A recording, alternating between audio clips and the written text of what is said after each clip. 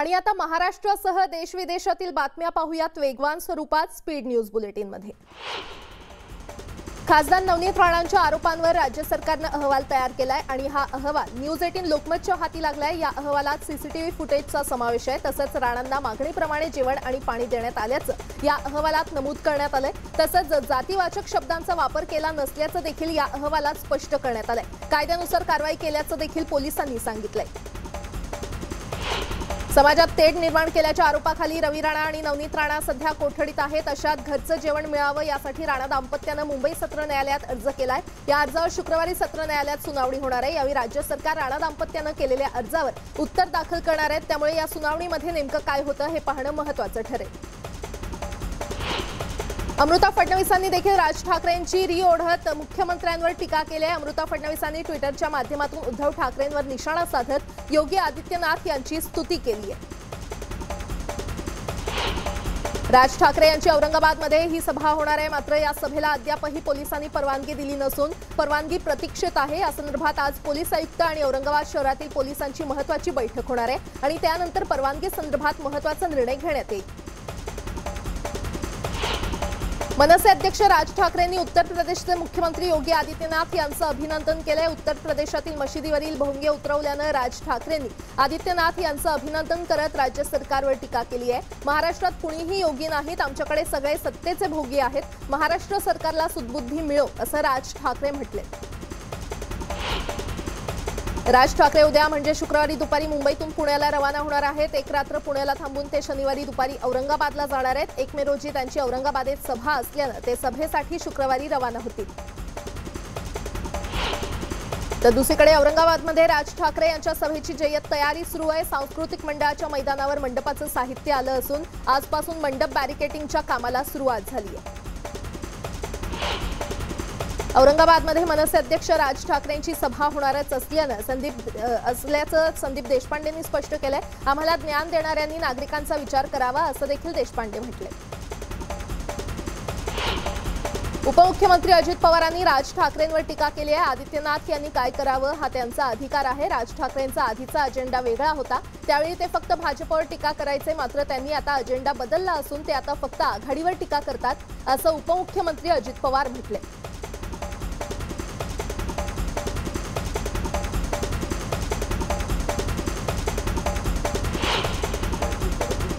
INS Vikrant कथित अपहार प्रकरणी सोमय्या पिता पुत्रांना हायकोर्टानं दिलासा दिलाय। किरीट सोमय्या आणि नील सोमय्यांना अंतरिम दिलासा मिळालेला आहे। या प्रकरणी पुढील सुनावणी 14 जूनला होणार आहे। मात्र गरज पडल्यास चौकशीसाठी बोलवण्याची परवानगी कोर्टानं मुंबई पोलिसांना दिली आहे। भाजप नेते किरीट सोमय्या पोलीस आयुक्त संजय पांडेंविरोधात थोड्याच वेळात याचिका दाखल करणार आहेत। सोमय्यांवर झालेल्या हल्ल्याच्या प्रकरणात खोटी FIR नोंदवल्याबद्दल ते मुंबई हायकोर्टात याचिका दाखल करणार आहेत। मंत्री नवाब मलिक यांच्या जामीन अर्जावर ईडी सोमवारी उत्तर दाखल करणार आहे। न्यायालयानं ईडीला सोमवारी उत्तर देण्यास सांगितलं। मलिक यांनी वैद्यकीय आधारावर जामीन अर्ज दाखल केलाय। शिवसेना पक्षप्रमुख आणि मुख्यमंत्री उद्धव ठाकरे यांच्या उपस्थितीमध्ये शिवसेनेच्या सर्व खासदारांचं उद्या रात्री वर्षा निवासस्थानी स्नेहभोजन सोबतच शिवसंपर्क अभियान संदर्भात देखील चर्चा होणार आहे। कर्ज थकल्यानं अनेक एसटी कर्मचारी बँकेच्या मतदानाला मुकणार आहेत। या कर्मचाऱ्यांना मतदानाचा अधिकार मिळालाच पाहिजे अशी मागणी भाजप नेते गोपीचंद पडळकर यांनी केली आहे। कर्मचारी 6 महिन्यांपासून हक्कासाठी लढा देत होते, त्यांना मतदानाचा हक्क नाकारण्याचा डाव उधळून लावणार असल्याचं पडळकरांनी सांगितलंय।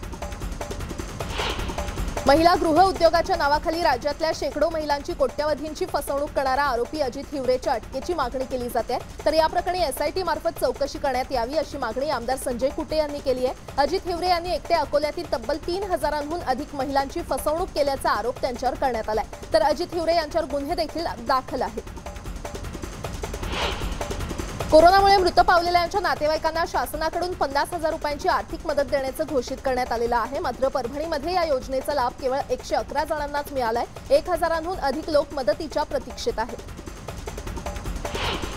वाशिमच्या मंगरुळपीर आणि मानोरा शहरात आगामी सण उत्सवाच्या काळात शांतता आणि कायदा व्यवस्था अबाधित राहावी, तसंच विविध जाती धर्माच्या नागरिकांना सण उत्सव आनंदाने आणि उत्साहाने साजरे करता यावेत यासाठी पोलिसांकडून शहरात पथसंचलन करण्यात आलं। यामध्ये पोलिसांसमवेत राज्य राखीव दलाचे जवान सामील झाले होते।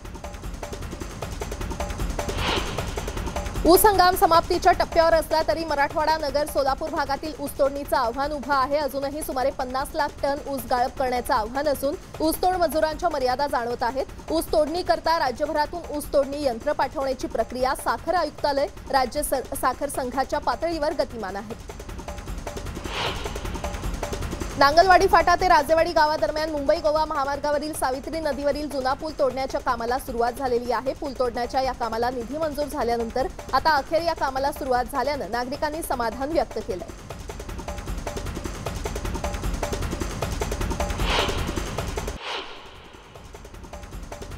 यवतमाळ जिल्ह्यात नाफेड मार्फत सुरू असलेली चणा खरेदी अत्यंत धीम्या गतीनं सुरू असून काही ठिकाणी ही खरेदी पूर्णपणे बंद आहे. त्यामुळे शेतकऱ्यांना माल कमी दरानं विकावा लागतोय. त्यामुळे नाफेडनं ताबडतोब चणा खरेदी सुरू करावी या मागणीसाठी आर्णी येथे शिवसेनेचे माजी आमदार बाळासाहेब मुनगी यांच्यासह शेतकऱ्यांनी सायकलवर भोंगा लावून आक्रोश रॅली काढली.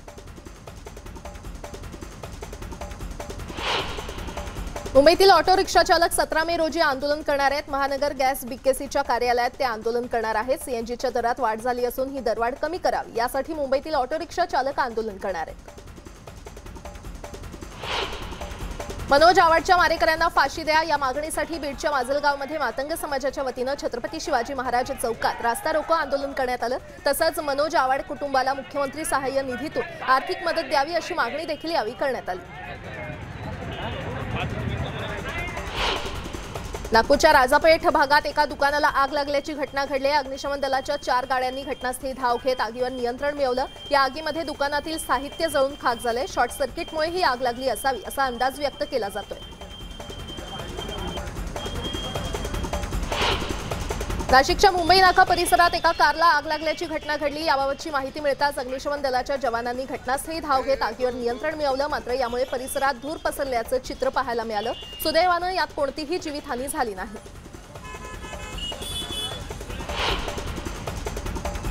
वर्ध्यात जिल्हा न्यायालयासमोर द बर्निंग कारचा थरार पाहायला मिळाला. धावत्या कारनं अचानक पेट घेतल्यानं धावपळ उडाली. या आगीमध्ये गाडी जळून खाक झाली आहे. सुदैवानं यात कोणत्याही प्रकारची जीवितहानी झाली नाही.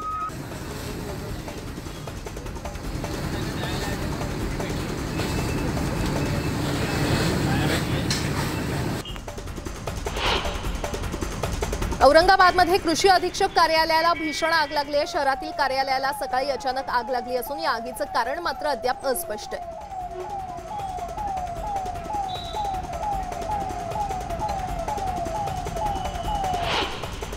रेल्वे प्रवाशांच्या हातावर काठी मारून मोबाईल चोरी करणाऱ्या 2 सराईत चोरट्यांना रेल्वे पोलिसांनी अटक केली आहे. हे चोरटे विशेषतः लोकल आणि एक्सप्रेसच्या दरवाजात उभे असणाऱ्या प्रवाशांना लक्ष्य करत होते. यातील गोरख शिगवे या चोरट्याच्या विरोधात विविध पोलीस ठाण्यात 5 गुन्हे दाखल आहेत.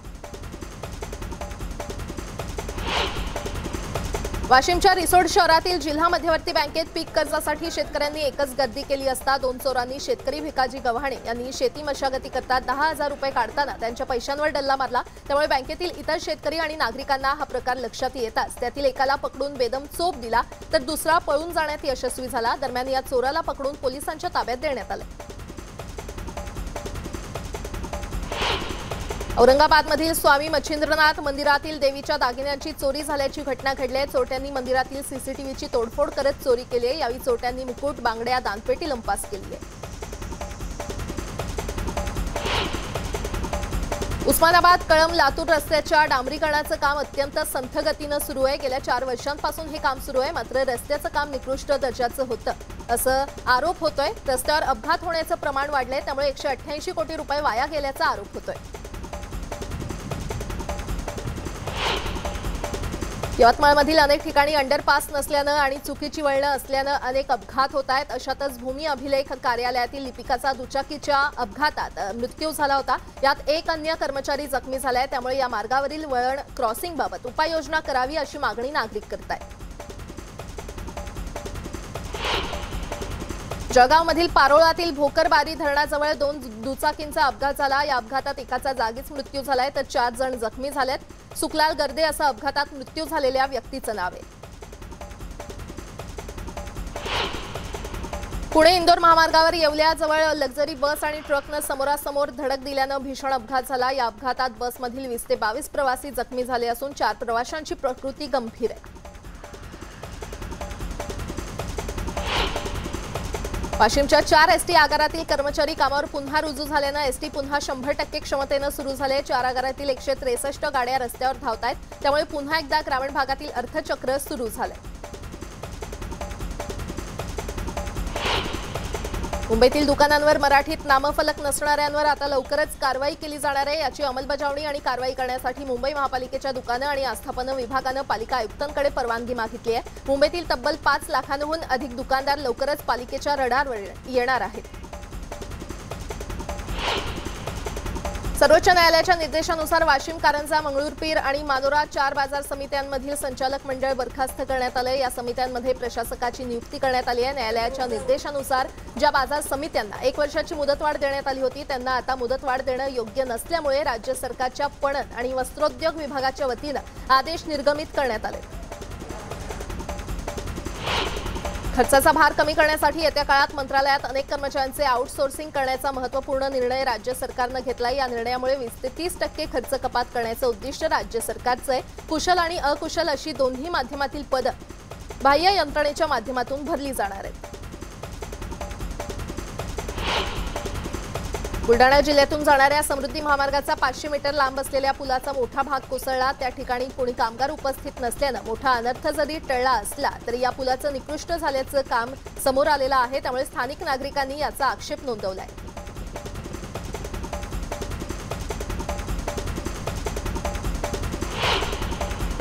पुण्यात श्रीमंत बाजीराव पेशवे यांची 282वी पुण्यतिथी आहे। त्यांच्या पुण्यतिथीनिमित्त ब्राह्मण महासंघाकडून शनिवार वाड्यात विविध कार्यक्रमांचं आयोजन करण्यात आलंय।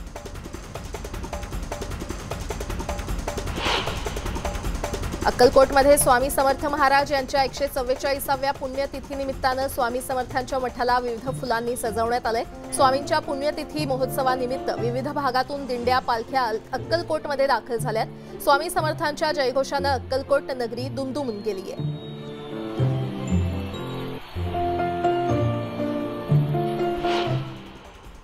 पुणे जिल्ह्यातील नारायणगाव येथील मुक्ताबाई आणि काळोबा देवाच्या यात्रोत्सवाच्या निमित्तानं मंदिर परिसर आणि महामार्ग विद्युत रोषणाईनं उजळून निघालेला आहे। ही रोषणाई पाहण्यासाठी नागरिक आवर्जून येत असतात।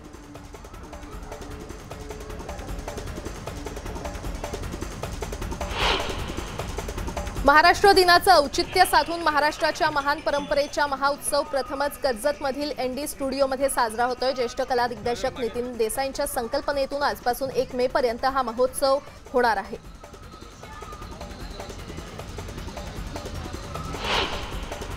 इंधन दरवाढीमुळे सर्वसामान्यांचं बजेट कोलमडण्याची शक्यता आहे। इंधनाचे दर वाढल्यानं वाहतूक खर्चात मोठी वाढ झाली आहे, त्यामुळे सर्वच अन्नधान्य आणि फळे, भाजीपाला यांच्या दरात वाढ झाली आहे। सर्वच प्रकारच्या फळांचे दर 10 ते 15% वाढलेले आहेत।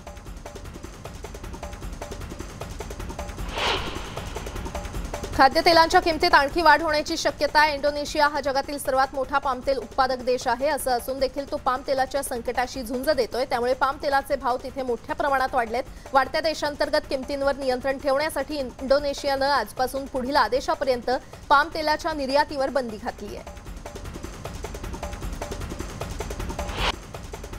ज्येष्ठ स्वातंत्र्य सेनानी जवाहरलालजी दर्डा उपाख्य बाबूजी यांच्या जन्मशताब्दी निमित्त भारत सरकार 100 रुपयांचं नाणं काढणार आहे। दर्डा परिवार तसंच संपूर्ण लोकमत परिवारासाठी हा अत्यंत अभिमानाचा क्षण आहे। आदरणीय बाबूजींना स्वातंत्र्यापूर्वी तसंच स्वातंत्र्यानंतर केलेल्या जनसेवेचा हा गौरव आहे।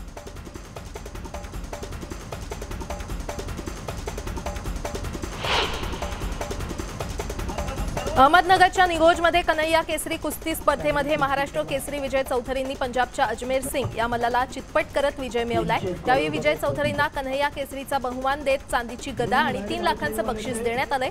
कोरोनामुळे बंद झालेली कुस्ती स्पर्धा पुन्हा सुरू व्हाव्यात यासाठी निगोजमधील तरुणांनी पुढाकार घेतला होता।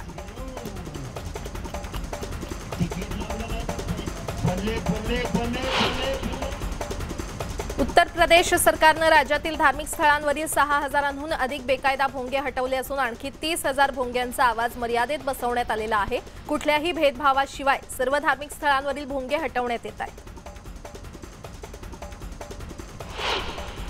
दाजीपूर अभयारण्यातील रात्र जंगल सफारी आणि काजवा महोत्सवाला पर्यावरण प्रेमींकडून कडाडून विरोध होतोय। रात्रीच्या वेळी निशाचर प्राण्यांचा वावर असतो। त्यांच्या दैनंदिन जीवनशैलीमध्ये जंगल पर्यटन हे जंगल प्राणी, वनस्पती, फुलं यांच्यासाठी धोकादायक असल्याचं प्राणीप्रेमींचं मत आहे।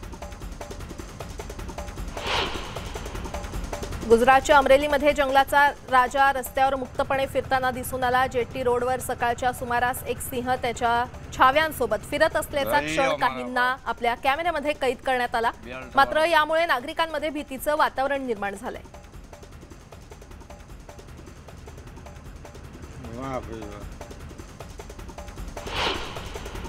मध्य प्रदेशातील कान्हा अभयारण्यात 2 वाघांची झुंज पर्यटकांना पाहायला मिळाली। पर्यटक जात असताना अचानक हे 2 वाघ आमने सामने आले आणि एकमेकांवर तुटून पडले। काही काळ ही झुंज चालल्यानंतर एका वाघानं माघार घेतली। पर्यटकांना मात्र हा क्षण अविस्मरणीय असा ठरला।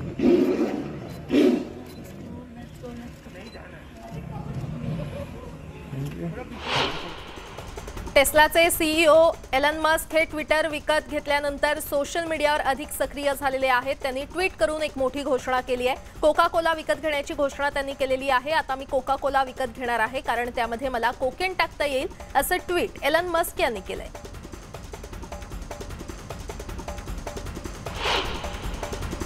केंद्रीय पेट्रोलियम मंत्री हरदीप सिंग पुरींच्या ट्विटनं केंद्राविरुद्ध राज्य संघर्ष अधिक तीव्र होण्याची शक्यता आहे। महाराष्ट्र सरकारनं 2018 पासून इंधन कर म्हणून 79,412 कोटी जमा केलेत, तर यावर्षी 33,000 कोटी रुपये जमा होण्याची अपेक्षा आहे। मग पेट्रोल आणि डिझेलवरील वॅट का कमी केला नाही असा सवाल हरदीप सिंग पुरींनी राज्य सरकारला विचारलाय।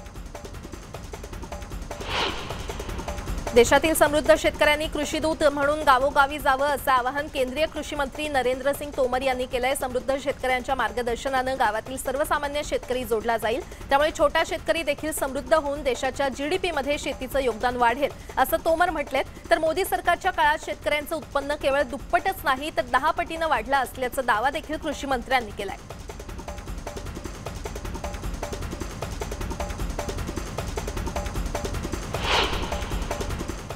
यासोबतच या बुलेटिनमध्ये वेळ झाली इथेच थांबण्याची। मात्र ताज्या बातम्यांसाठी पाहत रहा न्यूज 18 लोकमत।